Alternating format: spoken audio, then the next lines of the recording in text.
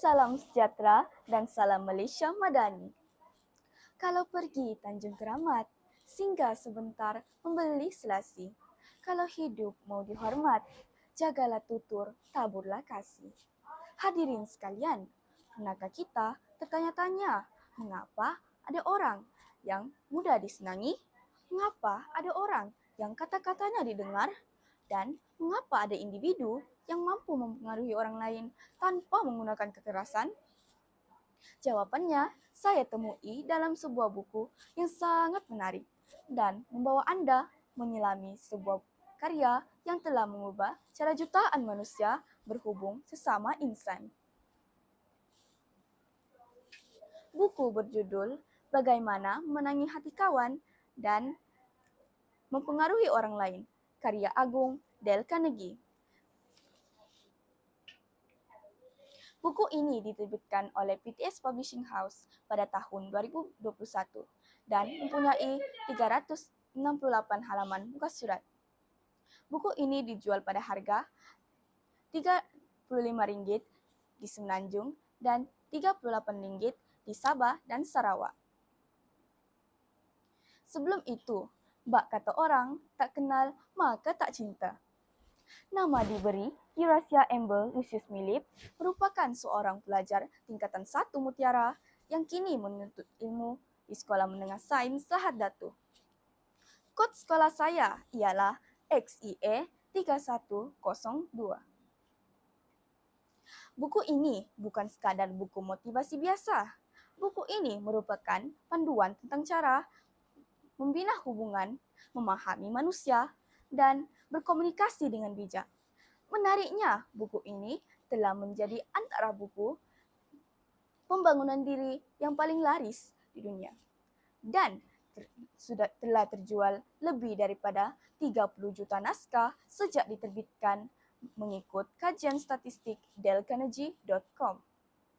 Walaupun buku ini telah ditulis sejak 1936, tetapi isi kandungannya masih tetap relevan sehingga hari ini. Ini membuktikan bahawa sikap manusia tidak banyak berubah. Manusia masih mahu dihormati, dihargai, dan difahami. Rakan-rakan sekalian, pada zaman media sosial hari ini, kita sering melihat pergaduhan di ruangan komen, budaya mengecam, dan kata-kata kasar yang dilemparkan tanpa memikirkan perasaan orang lain. Ada yang sanggup memutuskan persahabatan hanya kerana perbezaan pendapat. Disinilah pentingnya buku ini. Dale Carnegie mengajar kita bahawa untuk memenangi hati manusia, kita tidak memerlukan kekerasan, tetapi kita memerlukan keikhlasan hati dan kebijaksanaan berkomunikasi. Antara prinsip utama dalam buku ini ialah jangan menghukum, mengkritik, atau merungut. Kadang-kadang apabila kawan kita membuat kesilapan, kita cepat menyindir dan memalukan mereka. Namun, menurut Dale Carnegie, kritikan yang kasar hanya akan menyebabkan seseorang menjauhi diri daripada kita. Sebaliknya, kita perlu menegur dengan hikmah dan kelembutan. Selain itu, buku ini juga mengajar kita cara untuk menghargai orang dengan ikhlas.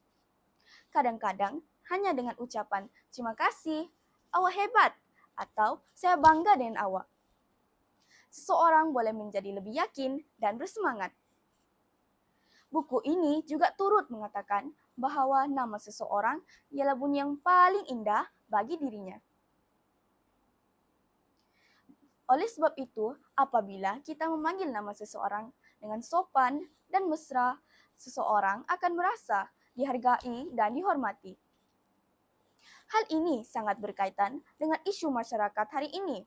Kita sering melihat perbalahan di media sosial kerana masing-masing pihak mahu menang dalam perdebatan. Akibatnya, hubungan menjadi renggang dan masyarakat menjadi semakin kurang toleransi. Melalui buku ini, saya belajar bahawa memenangi pergaduhan tidak semestinya membuatkan kita hebat. Kadang-kadang, mengalah demi menjaga hubungan ialah kemenangan yang sebenar.